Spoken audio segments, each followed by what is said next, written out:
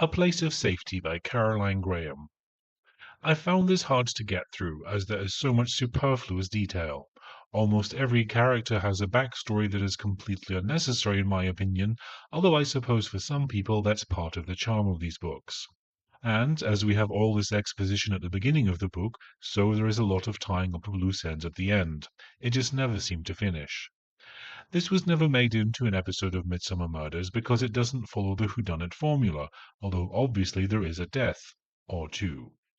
For me, it wouldn't have made a good episode because it was simply rather dull. And that wasn't helped by the narrator. John Hopkins was obviously hired because he can sound uncannily like the Barnaby we know from the TV program, and in fact he seems to ramp up the John Nettles voice quirks when he's voicing the character. However, as a general narrator, I found him utterly and completely dull.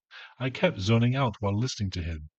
My mind would wander to something else, then I'd have to bring myself back to the story. I will not be listening to another book in this series. Books, including audiobooks, should be a pleasure. This was a chore. A final note of caution. Troy is not the lovable sidekick we know from the show. He's married to a woman called Maureen, and he is trying to give up smoking for their daughter Talisa Leanne. His homophobia is also front and center.